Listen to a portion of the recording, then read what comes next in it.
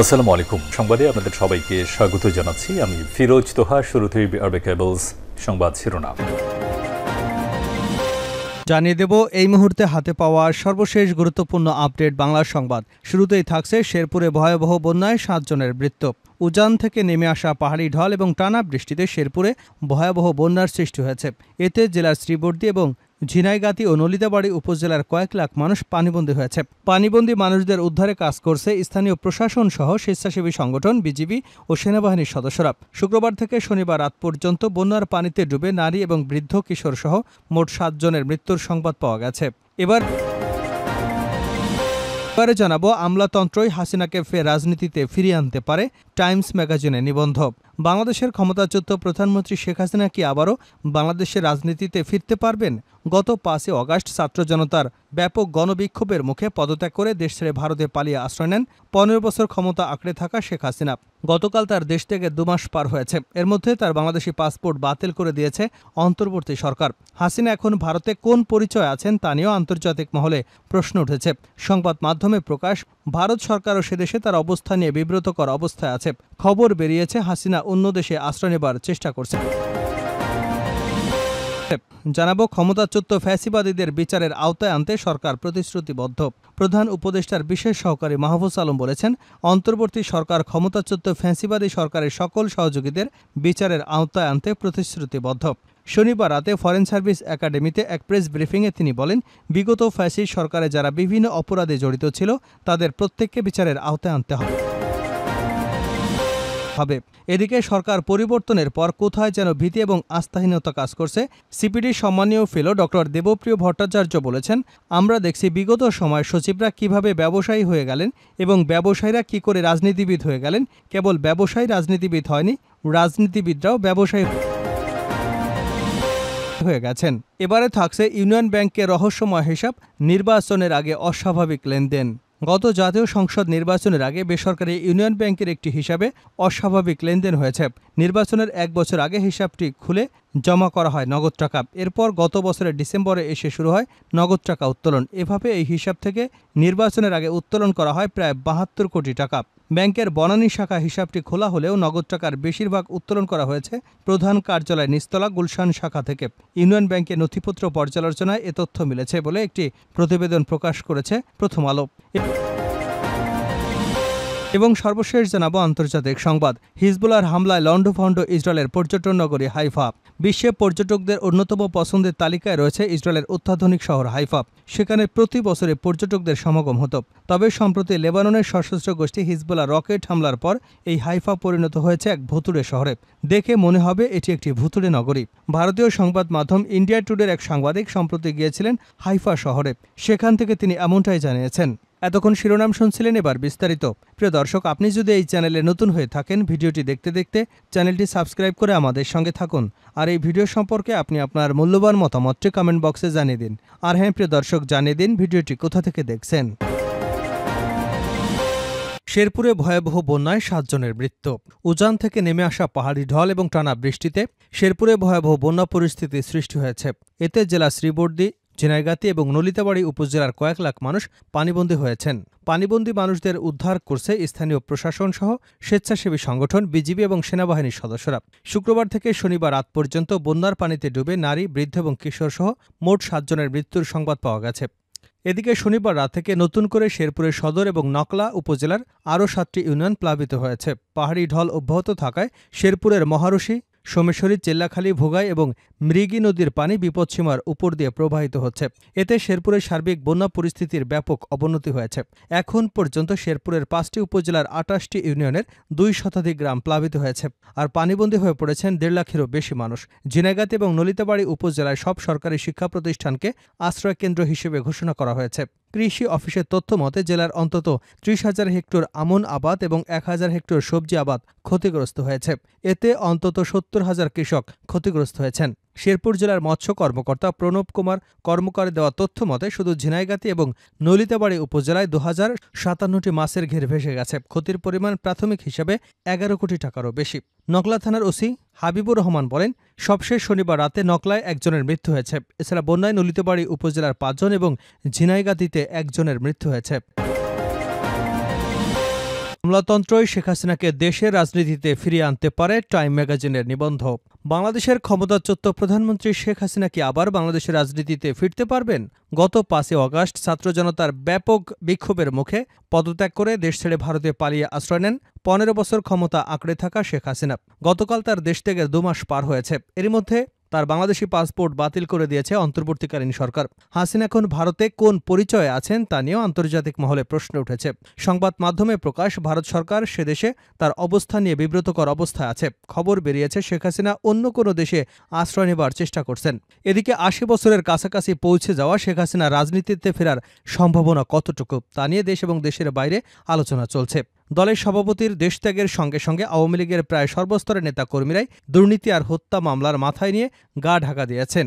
নেতৃত্বশূন্য আওয়ামী লীগের তৃণমূলের অনেক একনিষ্ঠ কর্মী মনে করেন তাদের নেত্রী আবার বাংলাদেশে ফিরে দলের হাল ধরবেন।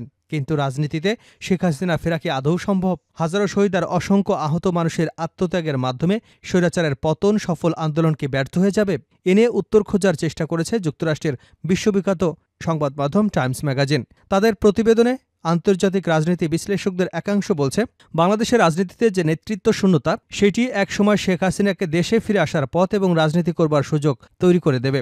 নরওয়ে অসলো বিশ্ববিদ্যালয়ের শিক্ষক, গবেষক এবং বাংলাদেশ নাগরিক মোবাশ্বের হাসান এই প্রসঙ্গে টাইম সাময়িকীতে বলেন, বর্তমান ক্ষমতাসীন সরকারের বৈধতা রয়েছে, জনসমর্থনও রয়েছে, কিন্তু এই সরকার নির্বাচিত কোনো সরকার নয়।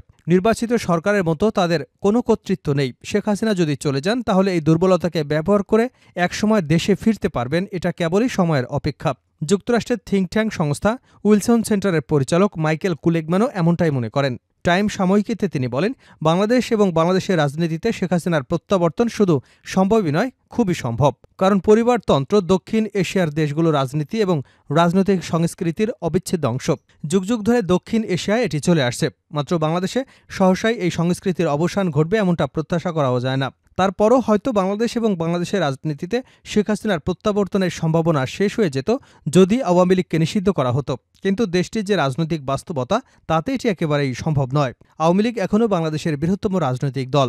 বাংলাদেশের রাজনৈতিক বিশ্লেষক সংস্থা সেন্টার ফর গভর্নেন্স স্টাডিজের নির্বাহী পরিচালক জিলুর রহমান টাইমস ম্যাগাজিনকে প্রসঙ্গে বলেন, যে পরিস্থিতিতে শেখ হাসিনা দেশ থেকে বিদায় নিয়েছেন এবং তার চলে যাবার পর থেকে আওয়ামী লীগের যে অবস্থা রয়েছে তাতে আগামী ১ দশকের মধ্যে বাংলাদেশের রাজনীতিতে আওয়ামী লীগের কোনো গুরুত্বপূর্ণ অবস্থান থাকতে পারে তা একেবারেই ভিত্তিহীন কল্পনা। অবশ্য এই সরকার যদি সার্বিকভাবে ভেঙে পড়ে তাহলে যে কোনো কিছুই সম্ভব এবং এই সরকারের ভেঙে পড়ার আশঙ্কা বেশ ভালোভাবেই রয়েছে বলে মনে করেন বাংলাদেশের সেনাবাহিনীর অবসরপ্রাপ্ত মেজর জেনারেল এবং নিরাপত্তা বিশ্লেষক শহীদুল হক। টাইমস ম্যাগাজিনকে তিনি বলেন, আওয়ামী লীগ একটানা ১৫ বছর ক্ষমতায় ছিল। ১৫ বছর কিন্তু অনেক দীর্ঘ সময়। এই সময়ের মধ্যে বাংলাদেশের পুরো আমলাতন্ত্র প্রশাসনকে নিজেদের মতো করে সাজিয়ে নিয়েছে দলটি। বর্তমান সরকার কয়েকজন চিহ্নিত আমলা বা সরকারের বিরুদ্ধে আইনগত ব্যবস্থা নিচ্ছে ঠিকই, কিন্তু পুরো প্রশাসনকে ঢেলে সাজানো এই সরকারের পক্ষে সম্ভব নয়। তাছাড়া প্রশাসনকে ঢেলে সাজাতে গেলে আমলাতন্ত্রের সঙ্গে দ্বন্দ্ব সৃষ্টির আশঙ্কা রয়েছে। তাই অন্তর্বর্তী সরকার পারতপক্ষে কোনোভাবেই এই ঝুঁকি নিতে চাইবে না। আর এই প্রশাসন এবং আমলাতন্ত্রই আওয়ামী লীগ এবং শেখ হাসিনাকে ফের বাংলাদেশের রাজনীতিতে ফিরিয়ে আনতে পারে। তবে ইতিমধ্যেই বাংলাদেশের রাজনৈতিক সচেতন মহল বিষয়টা বুঝতে পেরে নড়ে চড়ে বসার চেষ্টা করেছেন। রাজনৈতিক মহল দাবি তুলেছেন, হাসিনার সরকারের সুবিধাভোগীদের প্রশাসন থেকে দ্রুত সরিয়ে বঞ্চিত এবং সৎ লোকদের গুরুত্বপূর্ণ পদগুলোতে বসানো হোক। সরকার এবং প্রশাসনের সংস্কারের জন্য উদ্যোগ নিয়েছে, তবে তার ফলটা পেতে কিছুটা সময় লাগবে বলে সংশ্লিষ্টদের ধারণা। শেখ হাসিনা দেশ ত্যাগের পর তাৎক্ষণিক এক প্রতিক্রিয়ায় তার ছেলে সজীব ওয়াজেদ জয় বলেছিলেন তার মা রাজনীতিতে ফিরবেন না। পরে অবশ্য তা তিনি প্রত্যাহার করে নিয়েছেন। সম্প্রতি গুঞ্জন উঠেছে যে শেখ হাসিনার অনুপস্থিতিতে জয় দলের হাল ধরবেন। তিনি সত্যি এ ব্যাপারে কোনো সিদ্ধান্ত নিয়েছেন কিনা তা জানতে চাইলে টাইমস ম্যাগাজিনকে জয় বলেন, আমার কখনই রাজনৈতিক উচ্চাকাঙ্ক্ষা ছিল না, কিন্তু বর্তমানে যে পরিস্থিতি তাতে ভবিষ্যতে কি হয় তা কে বলতে পারে। আমি এখনও কোনো চূড়ান্ত সিদ্ধান্ত নেইনি।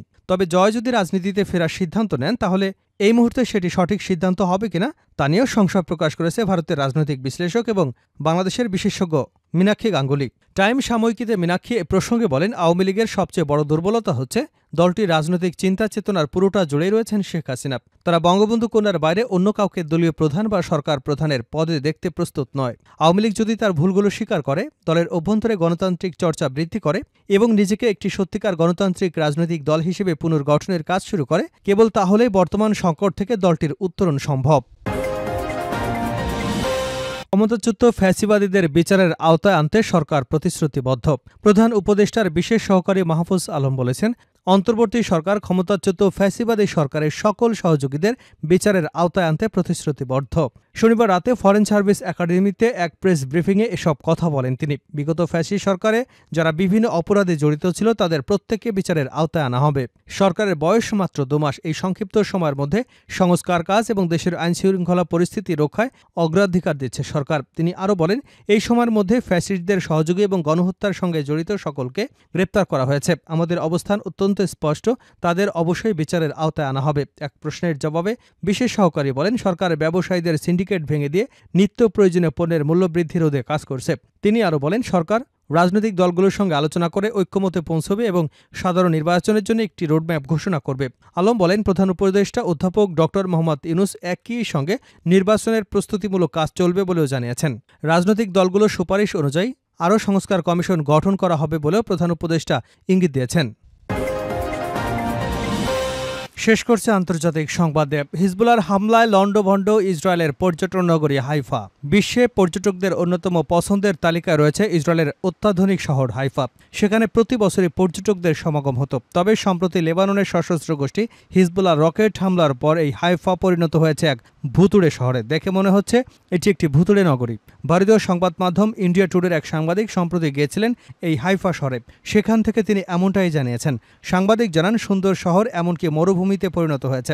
মানুষ তার ঘর থেকে বের হতে পারছে না। হামাসের সঙ্গে গত 7 অক্টোবরের সরাসরি যুদ্ধে জড়িয়ে পড়ে ইসরায়েল। এর 1 বছর এখনও হয়নি। এর মধ্যে লেবাননের সশস্ত্র গোষ্ঠী হিজবুল্লাহর সঙ্গে সংঘাতে জড়ায় ইসরায়েল। এর জেরে সম্প্রতি ইসরায়েলে রকেট হামলা চালায় হিজবুল্লাহ। শতাধিক রকেট দিয়ে ইসরায়েলের হাইফা শহরে এবং উত্তরাঞ্চলের অন্যান্য এলাকায় হামলা করে হিজবুল্লাহ। এতে হাইফা শহরের রাস্তা মরুভূমিতে পরিণত হয়। পরিস্থিতি বোঝাতে স্থানীয় বাসিন্দা সলম হাস্কেল ইন্ডিয়া টুডেকে বলেন, পরিস্থিতি বেশ খারাপ। মানুষকে ঘর থেকে বের হতে নিষেধ করা হয়েছে। সাধারণত প্রতি শনিবার শত শত মানুষ বাইরে বের হয়। তারা বিভিন্ন রেস্টুরেন্ট এবং পাবলিক প্লেসে যান, কিন্তু আজ কেউ নেই, পুরো খালি। তবে 27 সেপ্টেম্বর লেবাননে দফায় দফায় বিমান হামলা চালিয়েছে ইহুদিবাদীদের রাষ্ট্রটি। এতে হিজবুল্লাহর প্রধান হাসান নাসরুল্লাহ নিহত হয়েছেন। এরপর হিজবুল্লাহর নতুন প্রধান হিসেবে যার নাম উঠে আসে তিনি হলেন হাশেম সাফিউদ্দিন। গত 3রা অক্টোবর সাইফিউদ্দিনকে লক্ষ্য করে হামলা চালায় ইসরায়েল। তারও খোঁজ পাওয়া যাচ্ছে না বলে জানিয়েছে রয়টার্স এবং the Times of Israel. Safieddine Hezbollah নির্বাহী পরিষদের চেয়ারম্যান হিসেবে অত্যন্ত গুরুত্বপূর্ণ পদে রয়েছেন। তাকে সম্প্রতি নিহত হাসান নাসরুল্লাহর সম্ভাব্য উত্তরসূরি হিসেবে বিবেচনা করা হচ্ছিল।